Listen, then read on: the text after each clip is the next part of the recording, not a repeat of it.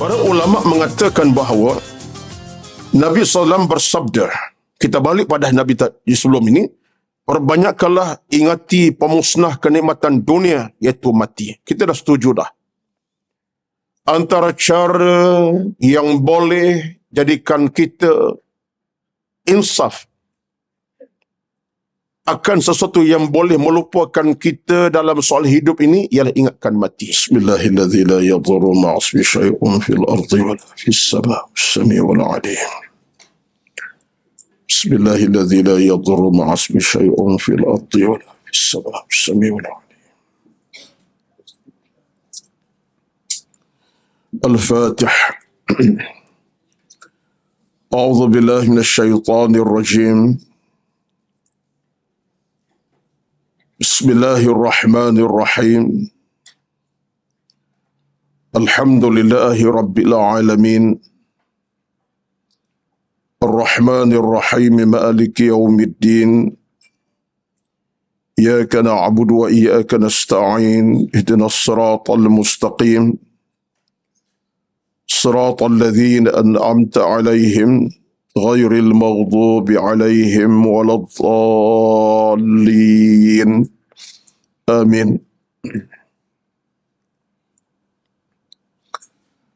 Assalamualaikum warahmatullahi wabarakatuh.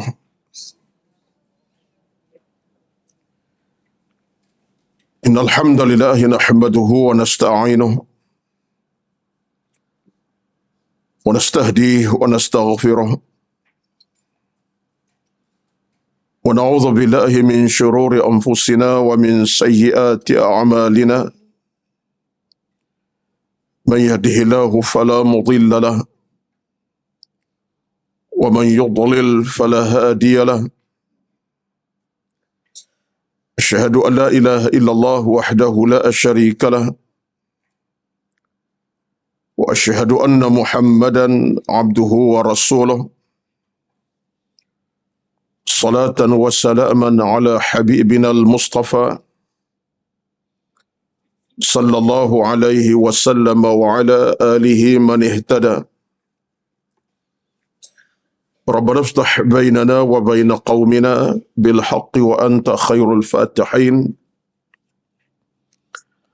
اللهم افتح لنا أبواب الخير وأبواب السلامة وأبواب الصحة وأبواب النعمة وأبواب البركة وأبواب القوة وأبواب المودة وأبواب الرحمة وأبواب الرزق وأبواب العلم وأبواب المغفرة وأبواب الجنة يا أرحم الراحمين.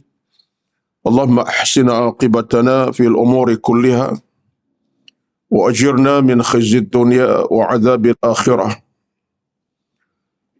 اللهم ارزقنا الخير إنك سميع قريب مجيب الدعوات ويا قاضي الحاجات. اللهم أعنا على ذكرك وشكرك وحسن عبادتك. اللهم رب اشرح لي صدري ويسر لي أمري واحلل عقدة من لساني يفقه قولي يا رب العالمين. أما بعد،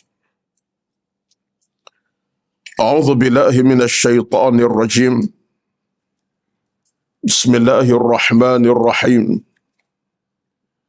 يؤتي الحكمة من يشاء ومن يؤت الحكمة فقد أوتي خيرا كثيرا وما يذكر إلا أولو الألباب. صدق الله العظيم. Yang bermaksud diberikan ilmu oleh Allah Subhanahu wa taala pada siapa yang dikehendakinya, dan barang siapa yang dikurniakan hikmah atau ilmu, maka sungguhnya dia telah diberikan kebaikan yang banyak. Dan tidaklah orang-orang yang berakal sahajalah yang ingat kepada Allah Subhanahu wa taala. Al-Baqarah ayat 269. Al-Baqarah 269. Sadaqallahul Azim. Yang berbahagia dan hormati, pengerusi dan seluruh tuan kuasa pengajian kuliah duha Masjid Al-Falah USG 9 Subang Jaya, dan yang dihormati dan dikasihi seluruh kehadiran para jamaah yang bersama-sama di pagi ini, tuan-tuan, puan-puan, muslimin dan muslimat, tetamu-tetamu duha. Mudah-mudahan Allah Subhanahu wa taala sentiasa mempermudahkan urusan ilmu dan amal kita, dan sentiasa kita direzekikan oleh Allah Subhanahu wa taala hidayah yang berterusan. Bismillahirrahmanirrahim. Hidayah yang berterusan demi untuk kita melengkapkan sebuah perjalanan yang selamat dan sejahtera, bahagia di dunia dan juga di akhirat pastinya. Sesungguhnya seorang mukmin yang sejati, yang benar-benar beriman kepada Allah Subhanahu wa taala adalah manusia yang tidak akan sama sekali melupai tentang soal amal dan ilmu dan keimanan. Dan itulah maka seorang mukmin adalah seorang yang sentiasa berusaha ke arah mencari kebaikan dan melakukan kebaikan. Nabi bersabda dalam satu hadis yang sering saya sebut di sini pun. Siapa yang buat catatan mungkin dia boleh semak balik bagaimana ciri seorang mukmin yang sejati itu. Nabi telah sebut dalam satu hadis daripada Imam Tirmizi, "Lan yashba'a mu'minun min khairin hatta yakuna muntahul jannah." Maknanya, seorang mukmin tidak pernah merasa kenyang. Bukan soal nasi tambah, nasi Arab, nasi belauk, nasi khabu, bukan. Tidak pernah kenyang dalam mencari kebaikan dan melakukan kebaikan. Tengok Nabi sebut macam tu kepada kita. Ini seorang mukmin. "Lan yashba'a mu'minun min khairin hatta yakuna muntahul jannah." Tidak pernah seorang mukmin merasa kenyang dalam buat perkara baik, dalam mencari kebaikan, dalam berilmu dan beramal, sehingga bila tuan-tuan dalam buat kebaikan ini? Sehinggalah kata Nabi, penghujungnya syurga menanti. Tengok, itu sabda Nabi SAW. Sehingga Nabi sebut orang mukmin tidak pernah kenyang dalam buat kebaikan. Tak cukup nak cari kebaikan, pahalanya, ilmunya. Sehingga bila? Bukan soal 10 tahun sampai mati, tidak. Hinggalah penghujungnya syurga menanti dia. Maknanya, penghujung kita bila kita mati dengan ilmu dan iman, insya-Allah lah syurga tempat kediaman kita. Hadis umpama ini bagi saya satu hadis yang begitu motivasikan kita.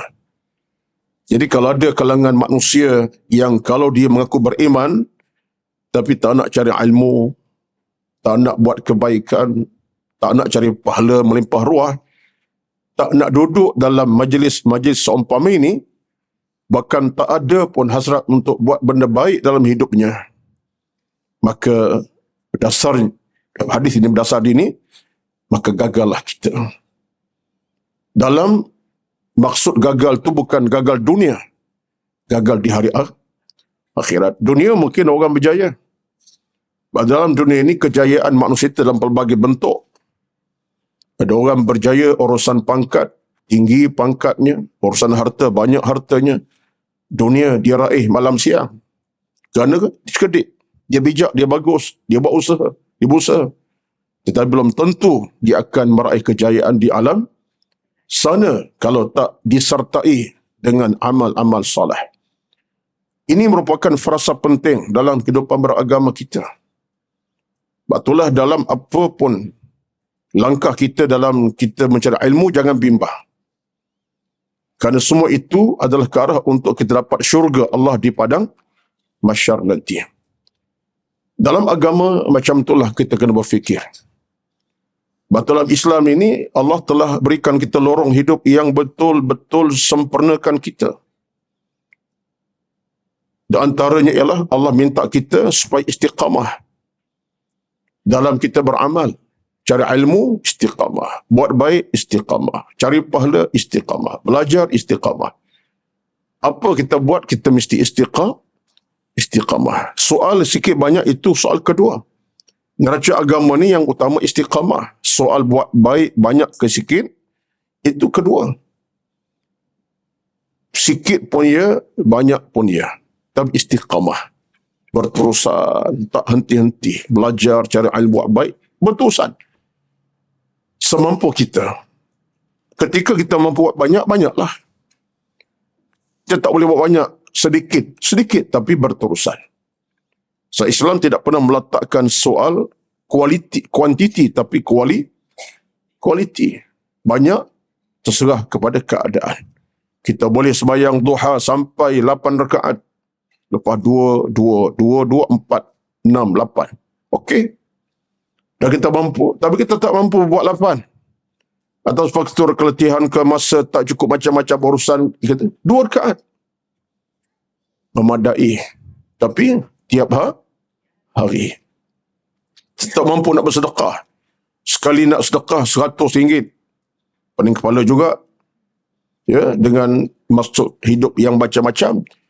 Tak mampu sedekah 100. Tapi kita boleh sedekah ke dalam tabung yang ada RM1 sekali kita sumbang. RM1 tapi berterusan. Hari ini tabung Masjid Al-Falah, besok tabung surau kita, lusa tabung anak yatim. Jadi ini semua tuan-tuan merupakan perkara yang jangan diremehkan. Kerana itulah, maka dalam hubungan dengan agama ini, kita nak konsisten, kita nak istiqamah, kita nak berterusan. Dan bila kita boleh berterusan istiqamah dalam kita beramal, kita sedang menampakkan jalan-jalan kita ke mana tu? Ke syurga Allah Subhanahu wa ta'ala. Dan kita masuk dalam hadis tadilah. La yashba'a mu'minun min khairin hatta yakuna muntahul jannah. Tidak akan pernah kenyang seorang mukmin dalam melakukan kebaikan hinggalah dia sampai ke pintu syurga Allah Subhanahu wa ta'ala. Hadis macam ni nak letak di mana ni? Tak di mana? Dalam buku lah. Bukan di sini. Letak dalam buku apa? Catat. Dah berapa kali catat dah. Ini catat kali yang ke-8 dah tu. Hadis ni. Ke-8 dah tu bukan kali pertama ni. Tapi kita tak di sini. Di hati kita. Letak di sini. Akan buat baik apa saja. Keluar-keluar nanti. Duit lebih RM1, RM2. Contohnya. Nampak bibik kita sedang duduk sapu sampah tu. Contohnya. Tak salah kalau RM2 untuk minum air contohnya. Bukan soal je RM2. Tetapi pemberian itu satu pahala. Tapi janganlah pula je. Je makcik RM2 je. Penuh biji. Pun je. Tapi maksud saya lah. Menyumbang. Nampak kecil. Tetapi ia satu benda besar dalam agama. Ini semua tuan-tuan dari mukmin lah. Saya memang sifat macam tu. Bila ceramah, saya tidak akan terus kepada konteks tajuk. Beri dulu peringatan. Kerana peringatan sebegini akan menambahkan lagi kekuatan hati kita, jiwa kita. Kerana manusia kalau tak diperingatkan, kita mudah lupa dan lalai. Sifat kita macam tu. Innaman nisyanu yatakarrar, kata para ulama, lupa itu memang berulang-ulang. Kita mudah lupa, percayalah. Dalam bab ilmu, lupa. Bab iman, lupa. Buat ibadat, lupa. Tengok pukul 10. Tak sembahyang Zuhur lagi. Padahal relax je. 2 jam, 3 jam selepas subuh tu. Lupa. Tapi tak lupa satu benda, makan. Tak lupa. Yang tak lupa. Pagi-pagi dah bangun tu, nasi lemak kat mana pagi ni? First, ingatan, nasi lemak kat mana lepas subuh. Tuan-tuan sekalian, ini antara peringatan yang saya nak sampaikan. Kerana ciri orang mukmin itulah yang diajar oleh Nabi SAW, dan ia tidak akan mengecewakan kita, bahkan memenangkan kita. Saya tadi, mukadimah tadi panjang. Sebab saya pilih satu doa yang diletakkan dalam satu website Tariqul Islam ini. Banyak saya sebut tadi yang mungkin puan-puan aminkan. Saya ulang balik sikit lah. Doa tadi, Allah maftah lana abwabal khairi. Ya Allah, bukalah kepada kami pintu-pintu kebaikan. Wa abwabas salamati, pintu-pintu keselamatan. Wa abwabas sihati, pintu-pintu kesehatan. Wa abwaban ni'mati, pintu-pintu nikmat kehidupan. Wa abwabal barakati, pintu-pintu keberkatan. Wa abwabal quwwati, pintu-pintu kekuatan hati dan jiwa, iman dan ilmu. Wa abwabal mawaddati, pintu-pintu kesayang sama kita. Wa abwabar rahmati, pintu kerahmatan. Wa abwabar rizqi, pintu-pintu rezeki. Wa abwabal ilmi, pintu-pintu ilmu. Wa abwabal maghfirati, pintu-pintu keampunan. Wa abwabal jannati, pintu-pintu syurga. Berapa pintu tu? 1, 2, 3, 4, 5, 6, 7, 8, 9, 10, 11, 12, 13. 12 pintu kita minta tadi. Ni kalau dapat semua ini, alhamdulillah lah. Pintu rahmat dapat, pintu sayang kasih dapat, rezeki dapat, ilmu dapat, Masya Allah. Ini semua daripada siapa ni? Pintu rezeki, ilmu, rahmat, siapa punya? Allah Azza wa Jalla. Kalau kita renung balik doa-doa macam ni, kita akan rasa Allah pemilik pintu keselamatan dia. Kalau dia tak beri keselamatan, tak selamat kita. Berjalan pada rumah, balik ke kampung, 2 jam, 3 jam perjalanan. Kalau Allah tak beri keselamatan, ada masalah di jalan. Tapi kenapa boleh sampai dengan selamat? Allah beri keselamatan daripada gangguan jalan raya dan seumpamanya. Kita minta kepada Allah bab abwabal mawaddati, pintu-pintu sayang kasih sama kita. Ini campakkan Allah pada hati kita. Kalau kita tidak diberi Allah rezeki, rasa sayang kasih tak timbul perasaan itu. Yang ada adalah kebencian. Nak marah, nak maki, nak hamun. Tapi Allah beri kita nikmat sayang kasih. Sayang anak, sayang suami, sayang isteri, sayang kawan-kawan, sayang teman taulat. Itu semua daripada Allah, daripada kita. Allah campak perasaan tu. Kalau Allah tak campak, yang ada apa dia? Kebencian, permusuhan, perkelahian, perseteruan. Itu kalau Allah tak campak. Allah bagi kita apa dia? Abwabar rizqi, lagilah besar. Pintu rezeki. Kita boleh apa, saya hidup di rezeki, makan, minum, harta benda. Semua datang daripada Allah Subhanahu wa ta'ala. Rezeki milik Allah, bukan milik kita. Betullah satu hari Al-Hasan Al-Basri rahmatullahi alaihi, dia berjalan-jalan, di jalanan dia tengok seekor burung sedang terbang, kemudian hinggap di satu dahan. Dahan tu ada pula burung yang lain. Rupa burung satu lagi, burung yang dalam keadaan tidak sehat. Maka yang terbang itu terbang hinggap di dahan itu, kemudian yang tu beri makan kepada yang tak sihat. Sahabat dia puati. Tengah-tengah jalan, dia tengok bila burung yang terbang hinggap di satu dahan, satu burung menanti, dia tolong hulurkan buncungnya hinggalah kawan tu dapat makan. So dia tengok, dia menangis. Sahabat dia menangis. Dia kata, demi Allah, dia kata, aku tak pernah terasa begitu sekali Allah ni punya keluasan rezeki. Seekor burung yang sakit, datang kawannya, hulurkan makanan, beli muncungnya. Ini semua siapa punya ni? Allah yang punya. Sampai cuba ikatkan dia dengan rezeki, sampai dia kata apa? Aku kadang-kadang tak merasa demikian. Rezeki Allah yang maha luas. Sekarang burung macam mana dalam keadaan macam tu pun Allah bagi rezeki. Ada burung lain boleh tolong dia. Allah punya rezeki itu sampai kepada burung yang sakit, dapatlah mungkin seekor lalat ke lipas ke ataupun seekor, ialah mungkin makanan tertentu. Kata sahabat Basri, demi Allah, aku kadang-kadang tak terfikir bagaimana sebagai hamba Allah ini, aku lebih luas rahmatnya daripada seekor burung itu. Kenapa? Pemuncak rezeki Allah Subhanahu wa ta'ala. Ini semua cara berfikir. Cara berfikir yang pernah ada dalam hati orang-orang, dalam dada, dalam pemikiran orang beriman. Kita ni tuan-tuan, kalau tak fikir macam tu, kita akan berada dalam keadaan cuai.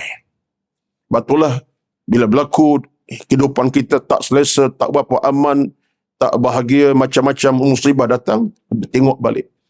Kerana kita gagal untuk mengikat diri dengan Allah Subhanahu wa ta'ala. Allah tak beri keluasan, rezeki tak berkat, hidup tak berkat, kehidupan tak selesa. Sebab apa? Sebab Allah tarik pintu-pintu tadi. Betul, kita minta pada Allah semua itu untuk dapat pintu-pintu rahmat dan seumpama. Baik. Bicara kita pada pagi ini sambungannya, muka surat 10. Terakhir kita bertemu 20 hari bulan September yang lepas, 2 minggu yang lalu. Alhamdulillah, sekarang bertemu balik. Kita masih bercakap tentang persoalan ingati kematian dan bersiap sedia hadapi kematian. Ini tajuk kita. Saya dah sebut pada tuan-tuan, kita tinggalkan untuk tajuk yang kedua, tinggalkan. Tajuk kedua tinggalkan, kita akan bawa kemudian insyaAllah. Muka surat ke-10. Saya nampak belakang kitab dah ada tu. Jadi wajar sekali lah, ya tuan-tuan semua. Beli kitab ini dengan harga yang saya ingat tak mahal. Berapa dapat? Dapat kurang harga. Maka jatuh rasa kita. Dapat kurang harga. RM20. RM29 juga. Tak dapat kurang. Tak payah patut RM10 je patut. Ya? Okey. Okey lah tu. Jangan fikir banyak-banyak. Kitab harga kalau 100 pun murah ke mahal? Kalau 100. Murah. Bunyi dalam payah kita tuan-tuan. Benda macam ni mahal belaka. Tapi casing phone ni 30 pun tak apa. Betul tak? Kata betul lah, mengakulah. Ya. Kita macam itulah. Ya. Benda-benda yang sifat kitab ke, bunyi RM20. Allah mahalnya. Free tak boleh free. Nak free terus. Ya. Padahal kalau harga 50 pun tak mahal. Sebab ini adalah ilmu. Kita pun nak catat. Ulama catat. Kita baca sajalah. Mahal pun tak apa. Tapi itulah. Manusia bila berilmu ni. Dia jadi mahal belaka.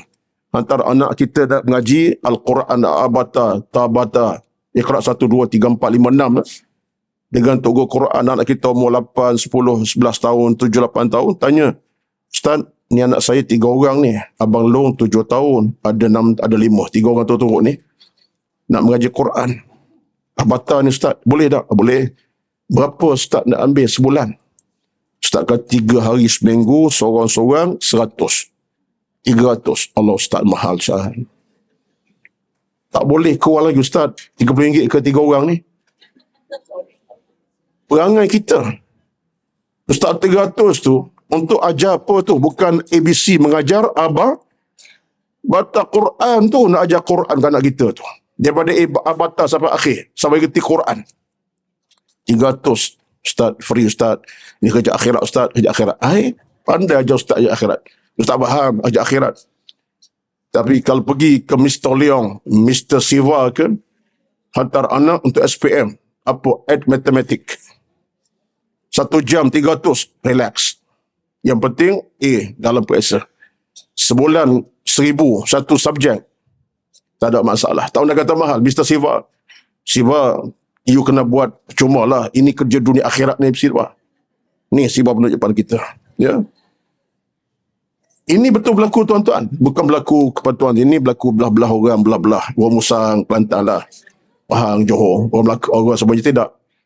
Benda agama ni, kita akan meletakkan satu tahap pemikiran mahal. Betul tak? Tak bunyi pun.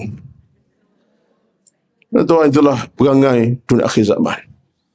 Saya taklah kata nak pertahankan seorang guru Quran letak sampai 1,000 seorang. Tapi dalam angka dia tak 100 orang anak kita mengajar Abata. Sebab kita kata apa? Alhamdulillah Ustaz, mudah-mudahan ini pun kira murah dah. Saya nak mengajar, saya mengajar, tak boleh. Tak pandai. Maksudnya kita meraihkan. Kalau faham-faham, tak faham, buat tak faham lah. Jadi inilah di antara benda-benda yang kadang-kadang kerana agama ni tuan-tuan. Saya cakap untuk saya bila belajar ilmu agama daripada guru-guru yang mengajar saya. Daripada boleh belajar di luar negara dahulu, di Arab Saudi, sampailah ke Sudan kemudiannya. Sampailah balik. Saya syukur sangat-sangat. Kerana guru mengajar saya Abata sampai boleh baca kitab ini. Allahu Akbar. Hargai. Hargai dengan apa? Ialah yang dah mati, doa-doalah. Ya Allah, jadikan amal mereka bercahaya sampai liang kuburnya. Yang boleh kita sumbang dengan harta, sumbanglah, tolong bantu. Saya sebut ini sebab kita dengan ilmu ini, jangan kita perkecilkan. Baik bentuk tulisan, bentuk ucapan disampaikan. Hargailah. Kalau kita tak hargai yang disumbangkan kepada penulis ilmu macam ni, Al-Qurtubi ni, dengan nilai harga ke nilai masa waktu, tuan-tuan, sedangkan ialah ilmu dunia akhirat kita, betul tak? Keselamatan kita, kefahaman di sini bermula. Di sini kefahaman kita, hal-hal akhirat kematian terutamanya. Baik. Sambungan muka 10. Ustaz merepek banyak pagi ni. Bukan merepek ni. Tazkirah untuk memperingatkan diri sendiri, bukan orang lain. Amin. Para ulama mengatakan bahawa Nabi SAW bersabda, kita balik pada Nabi sebelum ini, perbanyakkanlah ingati pemusnah kenikmatan dunia, iaitu mati. Kita dah setuju dah. Antara cara yang boleh jadikan kita insaf akan sesuatu yang boleh melupakan kita dalam soal hidup ini ialah ingatkan mati. Aku kaya macam mana, hebat macam mana, mewah macam mana, dapat macam-macam apa pun aku dapat, aku akan mati bila sampai masanya. Bukan maksud kita nak tinggal kekayaan, bukan. Bukan maksud tinggalkan harta, bukan. Bukan maksud nak tinggalkan rumah yang harga 2 juta, bukan. Tetapi kita ada keinsafan di sini. Dalam kekayaan, ada keimanan. Dalam pangkat yang tinggi, ada ketakwaan. Dalam rezeki yang melimpah ruah, ada ketakwaan. Itu kita nak. Apa caranya? Ingatkan mati. Seolah mati ni lorong yang akan melorong kita kepada kebaikan. Sebab itulah orang yang ingatkan mati, dengan hartanya, dia tahu ke mana dia nak sumbangkan harta bendanya. Kalau ada orang minta derma, sumbangan sedekah untuk tujuan tertentu, renovation masjid, renovation rumah anak yatim, sebab dia ada kecinta pada mati, dia tahu aku ni boleh menyumbang. Tak sikit, boleh bagi banyak. Terus dia bercakap kepada pihak, saya akan sumbang, insyaAllah saya akan bagi 1/2 juta. Contoh, sebab dia berkemampuan. Sebab apa? Kenapa dia sumbang 1/2 juta tu? Sebab dia tahu itulah pesaka dia untuk mati rahmat Allah. Itu saham dia untuk mati sebagai mati mukmin lah tu. Sumbangan 1/2 juta tu untuk dapat syurga Allah pada masa nanti. Dia faham macam tu. Contoh, Ustaz sebut hal harta saja, tak ada cerita lain ke?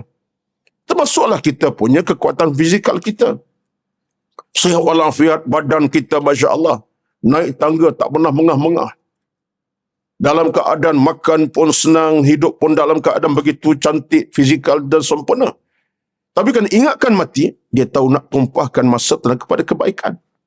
Harta mungkin tak banyak, tapi sihat badan. Kerana badan saya itulah dia akan berjalan ke masjid, ke surau, ke tempat ilmu. Habiskan masa untuk berjalan ilmu. Sebab apa? Ingatkan mati. Tapi kalau dia ingat mati, dia habiskan masa di mana? Sihat badan, dia habiskan masa 3 jam setengah kedai mamak. Dan pukul 7 petang sampai 10 malam. Contohnya. Bukan soal musuh kedai mamak. Tuan-tuan jangan pula, Ustaz macam something kedai mamak pula. Bukan. Saya pun duk minum juga tadi pagi tadi pun sempat minum teh, minum ambil telur separuh-separuh di kedai mamak dengan isteri pagi tempat subuh.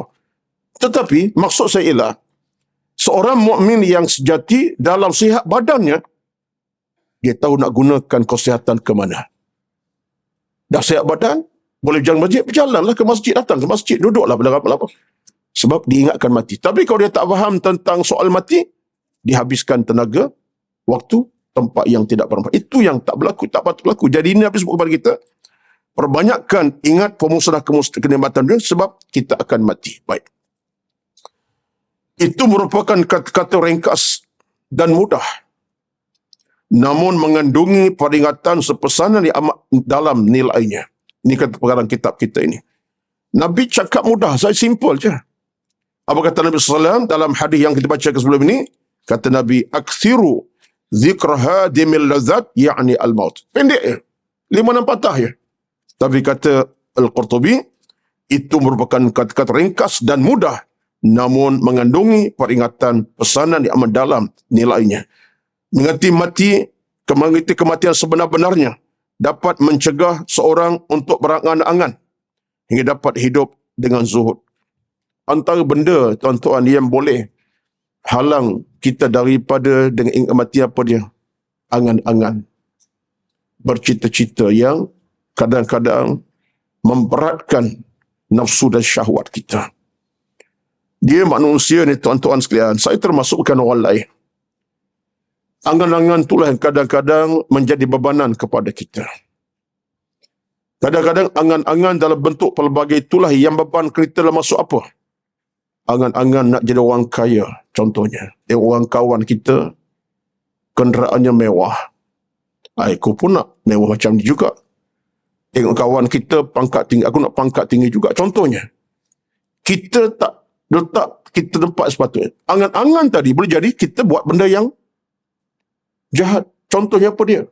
Kerana angan-angan itulah kita buat benda yang salah agama, salah menjalan agama. Nak kaya cepat, rasuah. Nak dapat pulangan harta cepat, tipu orang contohnya. Kerana angan-angan. Maka akhirnya batas agama tak kira dah. Yang penting, masuk.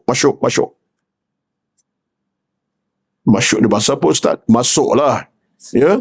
Tak kira dah. Penting, dapat. Aku nak sekian banyak harta. Dalam tempoh sekian. Tak kira dosa pahala. Wah haram.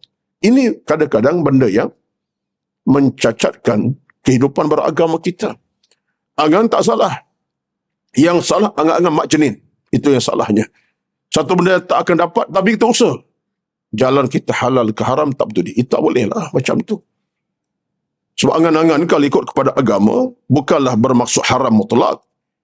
Kita punya cita-cita kita, angan-angan kita untuk buat benda yang baik. Dapat duit yang lebih untuk menyumbang kepada tabung kebaikan kebajikan. Tak salah. Dan kita usaha sungguh. Nak cari duit lebih, kita buat benda yang baik. Apa cara baiknya? Kita jual barang ke cara online. Tapi cara hukum agama lah. Bukan nipu orang. Kita buat satu pekerjaan. Mungkin masak-masak. Kita buat cara terbaik. Dapat apa tu? Nak dapat pulangan yang banyak. Sebab apa?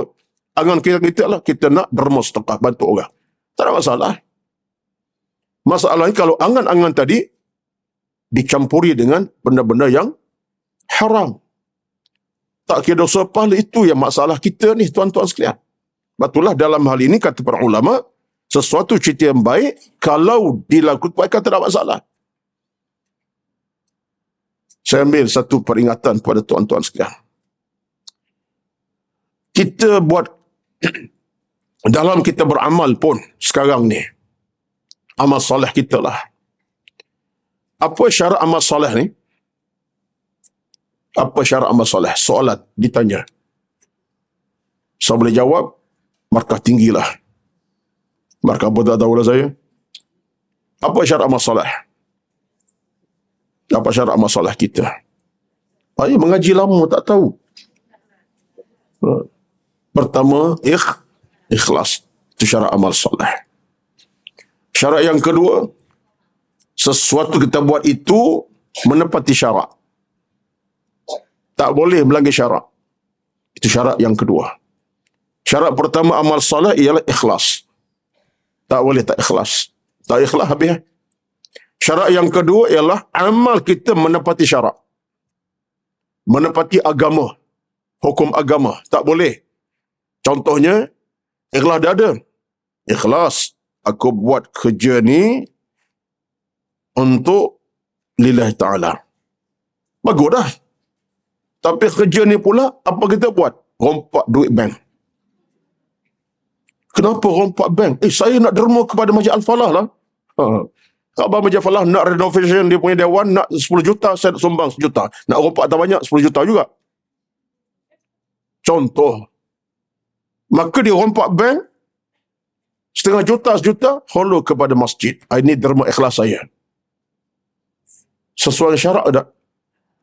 Tak seperti syarat. Sebab itu duit haram. Walaupun niat betul. Niat betul kan ikhlas dah. Ikhlas nak dumbang kepada masjid. Tapi rompak bank. Rompak duit orang. Contoh sama duit orang. Jadi yang kedua mesti menepati syarat. Syarat ketiga. Ini tambahan. Kata ustaz ulama lah. Apa syarat amal soleh kita? Amal soleh syarat ketiga ialah kita buat satu amalan tidak meninggalkan amal-amal yang wajib. Itu syarat tambahan setengah ulama sebut untuk menepati hukum amal soleh ultima. Yang ketiga, kita buat satu amalan sunat, jangan tinggal yang wajib. Nak sedekah, baguslah. Tapi jangan pula tinggal sembahyang zuhur, asar, maghrib.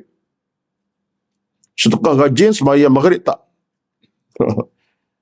Sedekah rajin, puasa Ramadan malah. Tak boleh lah. Jadi amal soleh syaratnya, jangan abaikan amal-amal yang wajib. Itu tambah syarat. Tapi yang saya pegang yang kedua tadi. Jadi kalau ada orang itu angan-angan yang tinggi, tak ada menepati yang kedua, yang pertama, habis. Jadi itulah kita bila ada kefahaman macam dalam agama, tuan-tuan, insya-Allah, angan-angan kita ataupun kita punya kemahuan itu ada batasnya. Yang lebih utama dalam membatasi angan kita ialah ingatkan mati. Jadi inilah kata para ulama kita, sehingga dapat hidup secara zuhud. Hidup zuhud macam mana? Hidup dalam agama lah, dalam keimanan. Bukan zuhud ini maksudnya, kerana orang Melayu kan, zuhud apa zuhud orang Melayu kita? Zuhudnya dia, kopiah tak basuh dah setahun. Baju kotor belah kanan, poket pun hitam, pekat. Jubahnya hitam, daripada putih hitam. Serban pula belitannya nampak alur-alur, ya, putih, merah, biru. Contohnya, sebab apa tak dibasuh? Orang Melayu kita macam tu. Zuhud itu maknanya orang yang sifatnya pakai lusuh.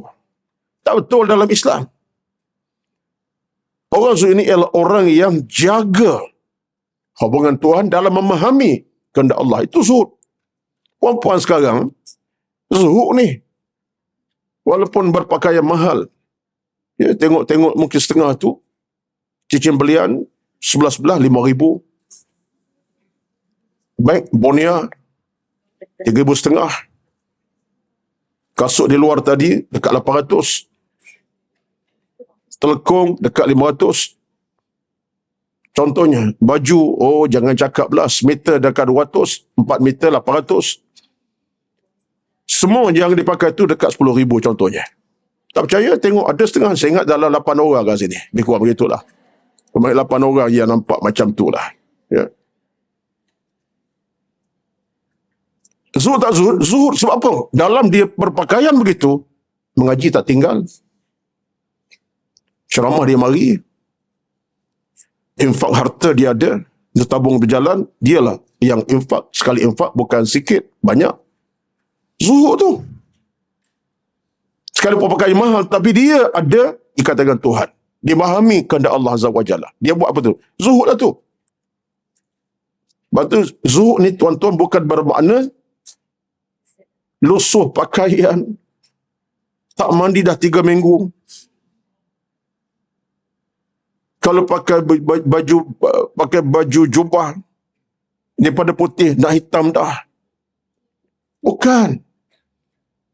Mana ada satu contoh kita boleh tiru pahlakan Nabi SAW. Nabi sendiri SAW, kalau bab jagaan pakaian, Nabi yang terbaik. Cuba buka dalam buku Syama'il Muhammadiyah. Kita ada pengajian Syama'il Muhammadiyah kat sini. Ada siapa mengajar? Ustaz? Iqbal Zain. Iqbal Zain. Nabi SAW kalau ikut kepada fizikal Nabi, rambut Nabi tak pernah tak bersikat, betul tak? Kata sahabat kami tahu rambut Nabi tak pernah bersikat, berminyak. Tak ada ni, orang kata apa? Lebih panjang. Tak ada berserabut. Tengok, tak ada. Bersikat kemas. Nabi pakaian bukanlah pakaian yang mahal, tapi kemas. Tak ada sejarah Nabi berpakaian lusuh. Itu tengok dalam Syama'il. Maknanya di situ, zuhud itu ialah orang yang kenal Allah dan merhab Tuhan dengan maksud dia faham apa yang Allah suruh perintah. Sekalipun dia orang yang mewah harta. Tapi kalau orang tu memanglah sifatnya daripada harta tak banyak, zuhud juga sebab apa? Dalam dia miskin, dia buat kebaikan. Pun zuhud. Bukan dalam keadaan hilang kewarasan dalam bertindak. Itu jadi, orang zuhud ini ialah orang yang dapat daripada ingatkan mati. Tapi jiwa yang pasif, kata dia, hati lalai memerlukan peringatan berulang-ulang dan kata indah. Betullah kita dalam hidup bila kita ada jiwa yang sakit, jiwa yang pasif, jiwa yang negatif, kena peringatkan tentang kematian. Satu hari, cerita saya sebut ini sebab ada sedikit bacaan lah. Saya buat sedikit bacaan. Bukan sedikit baca, kena baca. Saya nak ceramah tuan-tuan. Bukan ceramah-ceramah terus baca saya ni, rasa saya biar tuan-tuan lagi lah. Mestilah kan. Nak cerita ni tentang bagaimana ingatkan mati satu benda yang tabiat berlaku. Diriwayatkan satu riwayat. Saya tak nak bacalah cerita ni, tapi ada satu riwayat sebut daripada hayat al-ulama, iaitu kehidupan para ulama di zaman silam. Ini datang daripada satu website Tariqul Islam, iaitu Islam Way. Ya, ada satu website nama Tariq FB. Dia ada cerita-cerita banyak di situ, boleh balik, tapi bahasa Arab lah. Ya. Diceritakan satu hari, Ibnu Abdul Bar radhiyallahu anhu. Ini ulama salaf, kemudian tabi'in. Apa yang berlaku ialah Ibnu Abdul Bar ini seorang ulama. Anak bukannya ramai. Ibnu Abdul Bar. Kalau kita dapat Google tengok, Ibnu Abdul Bar dapat cerita dia. Ibnu Abdul Bar. Anak bukannya ramai. Hingga satu hari, dia bercakap saja. Dia cakap, innal mauta haqqun. Mati itu benar. Dia bercakap sedepan murid dia, bercakap lagi. Kematian datang bila-bila masa. Dia bercakap lagi pada seterusnya. Dia sebut apa lagi? Kematian datang mengejut. Datang hari keempat kelima, dia mula perkataan dia apa? Mati datang mengejut, kematian benar. Ingatlah kematian datang bila masa. Nak boleh tanya dia, Tuan Guru boleh tak tanya sikit? Tiap-tiap kali Tuan Guru buka suara, buka mulut, Tuan Guru cakap hal mati terus. Kami yang duduk tengah-tengah tenang ni, tak tenang jadi. Sebab apa? Buka-buka mulut, mati. Hari ini kematian benar. Besok kematian datang mengejut. Lusa kematian macam-macam. Lalu kata mungkin, kenapa Tuan Guru asyik ulang benda yang sama ni? Ada perahsianya. Kata Ibnu Abdul Bar, dia kata apa? Dia kata, kan hati aku, hati kamu sama saja. Hati kamu, hati aku sama. Apa samanya? Kita mudah lalai dan mudah lupa. Kita ni negatif dalam banyak perkara. Aku sebut mati sebab inilah peringatan yang boleh menghidupkan balik apa telah mati. Hati yang mati, hati yang sakit bila sebut mati, rasa. Macam sekarang lah, kamu tersentak tak? Tersentak kan? Kamu tersentak. Akhirnya tanya aku, kenapa sebut? Sebab kamu dah rasa dah. Jadi itu contoh ulama kita ketika memulakan pengajian ilmu, dia sebut hal mati dulu. Tapi kita kalau ustaz-ustaz kita sebut hal mati apa nak seronok lah kan? Keseronok puan-puan. Seronok. Alhamdulillah, tak apalah. Tajuk kita hal mati ni. Ya. Nabi bersabda, perbanyakkanlah ingati kepemusnahan itu dia. Allah berfirman. Cuba tengok ni. Ayat ini tuan-tuan, saya minta sangat-sangat tolonglah rakamkan dalam ingatan, rakamkan dalam pemikiran masing-masing. Saya sebut ini sebab ayat ini ayat yang betul-betul memberikan kita input ke arah memotivasikan kita punya kehidupan. Ini ayat ni. Ali Imran ayat 185. Perhatilah sentiasa. Bukalah ayat ini sentiasa dan kau boleh jadikan sebagai bahan bacaan sentiasa. Saya nak berkongsi dengan tuan-tuan pada pagi ini. Apa kata Allah dalam ayat 185 Ali Imran surah ketiga ini? Kullu nafsin za'iqatul maut. Kebetulan ada kita ada ni. Wa innama tuwaffawna ujurakum yawmal qiyamati. Faman zuhziha 'anil nar wa udkhilal jannata faqad faz wa mal hayatud dunya illa mata'ul ghurur. Ayat ini tuan-tuan kalau nak beri tafsiran secara makna dan tadabbur, ayat ini nak kepada 10 kuliah baru habis. Betul ni, kalau tafsir lah. Tafsir ayat ini 10 kuliah tak habis lagi ni. Sebab step by step banyak cerita. Tapi saya taklah ambil 10 kuliah. Tapi nak ambil dalam 2 minit ini untuk ingatkan, kalau baca, kena baca dengan betul. Ingat dengan betul. Baik, apa kata Allah Azza wa Jalla? Ringkas saja. Allah sebut kepada kita yang pertama. Ayat ini boleh kita pecah kepada 1, 2, 3, 4, 5. Qata'ah. 5 bahagian. Ayat ini, satu ayat aja. 1/5 kan?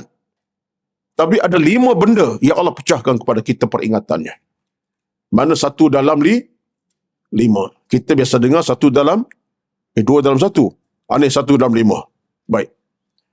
Antara kata Allah Azza wa Jalla, kullu nafsin za'iqatul mauti. Pertama Allah pertegaskan, tiap bernyawa akan rasa kematian. Ketegasan yang jelas.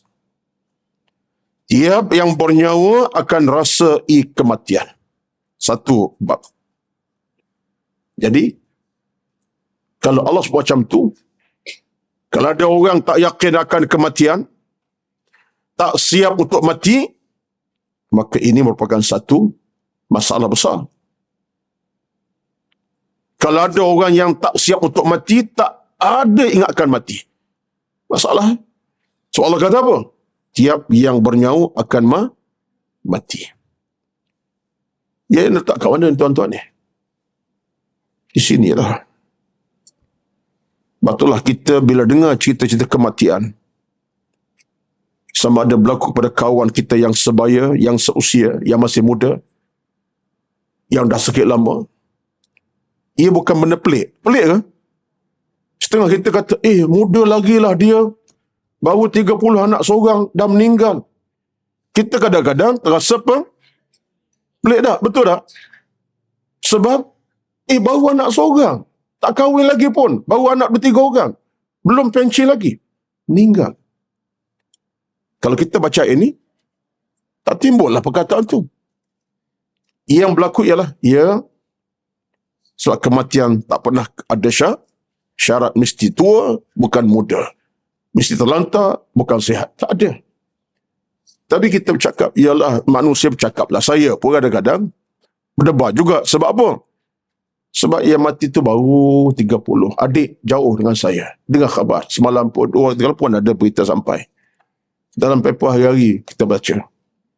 Tapi hakikatnya, kalau kita faham agama begitu mudah, kita akan faham. So Allah kata apa? Tiap yang bernyawa akan mati. Subhanallah. Ini semua kata Allah Azza wa Jalla. Di mana letaknya? Neraca kita keimanan. Kita faham. Itu satu. Jadi kita mengimani kata Allah ini dengan maksud yang tersirat, tiap bernyawa akan mati. Tak kira siapa pun kita. Hatta seekor semut, lipas, seekor binatang, apalagi manusia. Sebatang pokok, nampak segar bugar, hijau daunnya, pokoknya berbuah. Tiba-tiba tengok, dah kekuningan. Akar tak berfungsi. Sebab tidak ada makhluk melainkan dia akan hadapi kematian. Tapi kematian pelbagai pokok, cara dia. Binatang, cara dia. Kita, cara kita. Tapi yang kita fokus ialah kita. Bukan soal pokok, bukan soal binatang. Kita ni.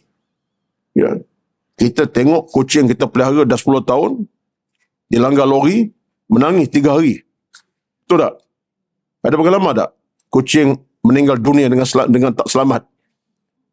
Keluar rumah, dilanggar kereta, kita dah jaga 3 tahun. Kena kucing pula, bukan kucing daripada Malaysia, daripada Switzerland. Baka Swiss, baka Denmark contohnya. Harga sampai 3-4 ribu. Betul tak? Ada kucing yang 3 ribu harga? Ada. Saya baru saja, adik saya beri kepada menantu saya kucing harga 3 ribu. Nama pula tu, Rara nama. Main-main. Bukan wujud tak salwa aja, Rara. 3 ribu harga. Saya pun terkejut. Dia baka apa? Saya Scottish. Dia muka bukan muka Melayu lah. Muka Scottish. Hidung pun hidung Scottish, tuan-tuan sekalian. Mata pun mata Scottish. Bukan hidung Melayu, Jawa tak ada. Pelihara Ogos, baru ni 5 Ogos. Saya tak suka, tapi menantu saya dengan anak saya, cucu, 2 tu suka. Ya. Tapi ialah, minggu lepas, sebalik pada Medan minggu lepas, ada promosi saya kata, Pak, kita boleh cari pemilik baru dah. Yalah, masa tak ada nak jaga. Keluar rumah, kita tak izin keluar rumah, kokok lari 3,000 ni. Ya, orang tengok 3,000 ni susah juga harga. Yang sedapat tu daripada adik saya beri hadiah je lah. Minggu lepas ada seorang Allah daripada Damansara, mana utama Damansara Damai kan, sanggup, tapi berilah. Ya. Tapi yang saya nak sebut, saya tak suka sangat kucing ni, tapi dah ada kat rumah tu, seronok juga kadang-kadang. Ya, manja dengan kita, dia tahu pula masa nak bermanja. Ya, kita sembahyang dia tak rapat, lepas sembahyang mari. Cerdik juga mendatang ni pun ada. Ya. Kita sembahyang dia tak usik kita, diri kita solat, tapi kita dah solat, duduk saja, dia mari. Jadi kadang-kadang makhluk Allah ni walaupun kucing, tapi kerana dia makhluk Tuhan, Allah beri kepadanya sesuatu yang sifatnya begitu. Apa cerita kucing pula ni? Ya. Cerita apa tadi? Cerita sebab kucing dilanggar lori mati. Ataupun sakit mati. Berapa ramai kita menangis, betul tak? Menangis. Hari itu bila ada orang datang rumah saya, ambil saya keluar masjid pada keluar maghrib. Saya kata apalah, baba nak keluar maghrib. Saya tengok lepas hijab, orang datang dah. Saya kata begitu, semua menangis serumah. Cucu menangis, anak menangis, sebab apa? Berpisah dengan Rara. Padahal baru 1,5 bulan jaga. Ya? Menangis. Ya. Tapi nak cerita jiwa kita. Tak apalah. Kucing kita mati, kita menangis. Meratap. Itu jiwa kita macam tu. Jiwa kita lembut. Tapi tuan-tuan, kita tak pernah menangis. Kalau aku mati ni, tengah iman tak ada. Aku mati tengah takwa belum cukup. Aku mati tengah buat dosa. Kita menangis tak? Kadang-kadang tak menangis kita. Tak ada satu masa kita duduk dalam keadaan khusyuk sekejap. Lepas solat, ya Allah, Tuhan, aku matilah dalam tempoh sehari dua ini. Aku amal tak cukup. Iman tak cukup di dada. Dosa masih banyak. Amal aku tak banyak mana pun, sedekah-sedekah pun aku tak buat dengan baik. Contohnya, beberapa ramai kita yang menangis. Ustaz tak cakap orang saya lah.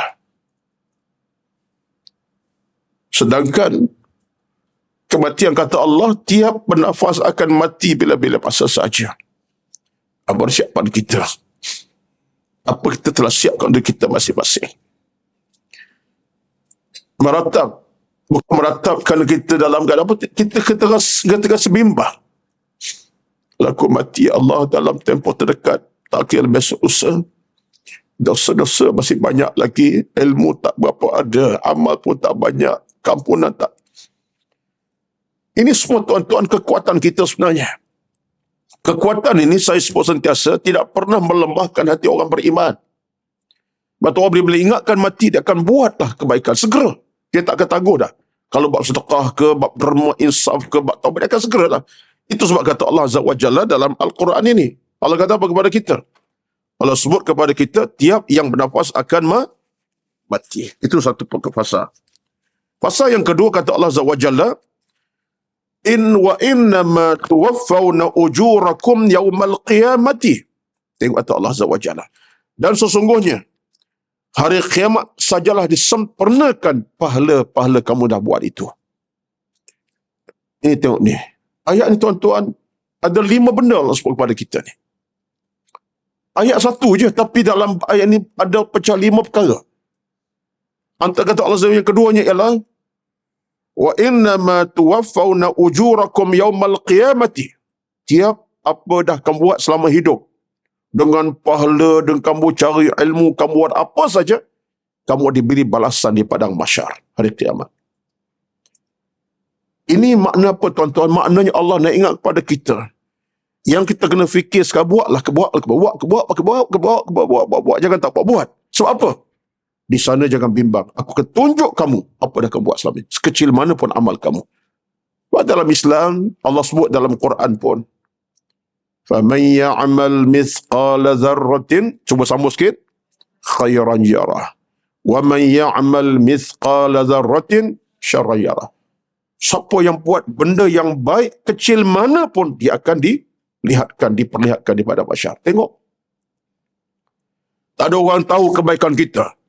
Dah kebaikan mula kecil sangat, bukan besar pun. Jangan bimbang, kata Allah. Aku tunjuk kepada kamu. Inilah kebaikan kamu dulu. Allah rekodkan. Akhirnya tunjuk pada kita. termasuk kejahatan, bukan kebaikan saja. Kejahatan bersama. Wa may ya'mal mithqala dzarratin syarran. Siapa buat benda jahat, benda buruk, kecil mana pun, Allah akan tunjukkan. Inilah kejahatan kamu. Dua orang tak tahu. Tapi kamu sembunyikan daripada orang kejahatan, ini dia. Tunjukkan kepada masyarakat. Jadi semua kita ni puan-puan, baik kebaikan, khasnya kebaikan pahala kita bercakap sekarang, Allah akan pertontonkan di padang mahsyar. Ini semua merupakan satu nikmat. Sebab tu tidak ada dalam rekod Allah SWT satu pun amal kita itu Allah akan persiakan. Semua direkodkan oleh malaikat mungkar, malaikat apa? Raqib dan Atid. Jadi kata Allah SWT, dan semua amal kamu akan diberi balasan di padang mahsyar. Sebab itulah kita faham dalam agama ini, innamal akhiratu darul jazai. Akhirat tempat pembalasan. Tapi dunia tempat apa? Dunia darul amali. Dunia tempat beramal. Sekarang beramal. Tapi bila sampai di alam sana, namanya apa? Darul jazai, tempat terima pembalasan. Amalan kita dibalas di sana. Nak beramal sekarang. Nak beramal sekarang. Sekarang beramal. Hari akhirat, hari terima pembalasan. Di sana tak ada beramal dah. Ceramah pun tak ada dah di padang mahsyar. Ikutlah tuan-tuan ada fikir sehari dua ni, nantilah Ustaz Ruslan buat ceramah pada mahsyar kot. Ustaz Iqbal Zain ke, Ustaz Suki ke, Ustaz Nizam ke, kita buat ceramah perdana pada mahsyar. Tak ada dah. Semua kita pencin daripada ceramah, daripada dengar ceramah. Nak ceramah juga sekarang, dengar ceramah sekarang. Ke perempuan duk nampak di padang mahsyar ceramah perdana ni? Tak ada. Bukan tempat dia dah. Itulah sebab Quran pun. Sebab padang akhirat nanti harap hari dalam syurga tempat kita berrelax. Bersenang-senang. Itu kenyataan lah. Sebab tu kita sekarang letih, penat, jangan duk fikir sangat lah. Ini Allahu Akbar, letih datang kuliah pada pagi ni. Hujan pula tu. Alah satu hari je. Redahlah hujan tu. Demam, masuk hospital, payah apa? Contohnya lah. Ya. Taklah kerana hujan kita redah demam 3 bulan.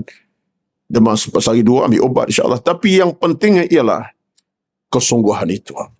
Jangan berkira dengan Allah Azza wa Jalla. Tapi kita banyak berkira. Tengok tabung bergerak. Mana tabung? Tadi nampak sampai. Ya, belakang dah.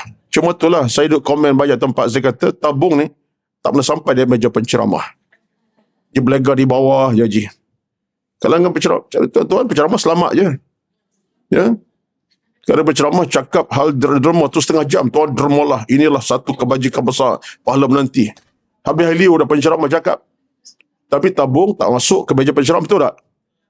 Selamat sejahtera saya. Tuan-tuan ada dermanya. Masa saya cadangkan, kena ada tabung penceramah, tak satu abang dekat Salwa bagi tahu. Buat tabung kaca cantik, buat macam ni ke contohnya, tulis tabung khas untuk penceramah. Tolong masukkan belum anda keluar pada majlis. Baru wajib perbaham. Bukan soal nak bagi teman RM100 pun. Jadilah sekian dimaklumkan. Baru mencadangkan. Kena ada tabung tu. Boleh ke? Ceramah datang tengok tabung ada. Ai silap mari aku ini kata ni. Payah pula dah. Baik. Kemudian tuan-tuan sekalian, kata Allah, "Faman zuhzi'a 'anil nar." Yang ketiga Allah kata, siapa di kalangan manusia yang dijauhkan neraka. Maksudnya di sini Allah nak sebut kepada kita, neraka ni kita kena jauhi. Zuhzian mana dijauhkan. Sebab tu neraka kita minta awal-awal sekarang. Allahumma ajirna minan nar. Ya Allah, jauhkan api neraka padaku. Sifat neraka kena jauhi. Sebab jangan main-main. Ada orang sebut apa? Allah Ustaz, neraka. Kalau Ustaz tak masuk saya, siapa nak masuk? Subhanallahilazim. Dia ingat neraka tu macam mana tempat? Ada teh tarik, ada minum goreng ke? Jangan neraka ni tuan-tuan. Seawal kita minta kepada Allah jauhkan. Sama Allahumma ajirna, ya Allah tolong jauhkan aku. Maka kita baca doa kan. Rabbana atina fid dunya hasanah wa qina. Kita merayu sekarang lagi. Tolong ya Allah jauhkan. Aku tak nak. Tengok pun tak nak. Masuk. Tengok pun tak nak. Ni kata Allah SWT, sifat mukmin begitu. Tapi kalau ada orang yang permainkan, Alah, neraka masuk sekejap, lepas tu neraka syurga. Sekejap tu berapa minit? Sejam pun berapa ribu tahun dunia. Jangan anggap mudah. Apalagi kalau mempermainkan dan neraka ni tak ada bohong belaka lagi teruk. Di jiwa kita ni macam tu, kena Allah jauhkan. Ya Allah minta. Maka dalam hal ini Allah sebut faman zuhziha, siapa yang dijauhkan. Saya ambil mudah ayat ini secara tuntas ini, Allah minta kita doakanlah. Jangan minta, melainkan jauhkan neraka, dekatkan syurga. Allahumma adkhilnal jannata, ya Allah masukkan di syurga, jauhkan neraka. Kemudian keempatnya ialah wa udkhilal jannata, kata Allah Azza wa Jalla, dan dimasuk syurga. Sebab kita kena merayu, minta, mohon, memerintah. Ya Allah, aku nak syurga, aku nak syurga, nak jalan syurga bersama para nabi.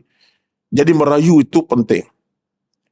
Yang keduanya dalam maksud udkhil jannah ini ialah kita menjadi hamba Allah yang cinta syurga. Betul dalam konteks agama ni tuan-tuan, dia kata para ulama, di antara Imam Suyuti, dia kata apa? Kata Imam Suyuti rahmatullah, sesuatu kebaikan kita buat seolah kita sedang beli syurga. Itu mudah cara berfikir orang beriman. Saya buat baik, saya buat benda salih, Tuhan sama, soal kita sedang beli syurga. Ustaz, beli syurga Ustaz? Iyalah.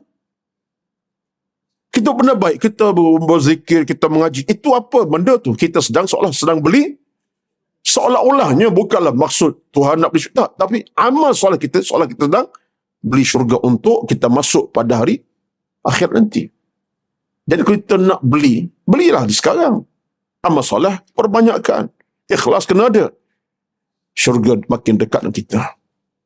Yang kelimanya, Allah sebut kepada kita, ingatlah, وَمَا الْحَيَاةُ الدُّنْيَا إِلَّا مَتَاعُ الْغُرُورِ, dan ingatlah bahawa dunia ini tak lain hanyalah kesenangan yang memperdayakan. Tengok tu, Allah ingat kepada kita. Sebab hal kematian ini dekat dengan dunia. Betul lah dia kata sebut tadi kan. Dunia ini kalau kita tak kontrol dia menipu kita. Lupa mati, lupa beribadat sebab dunia. Keluar pagi, balik petang. Dapat gaji, bayar hutang.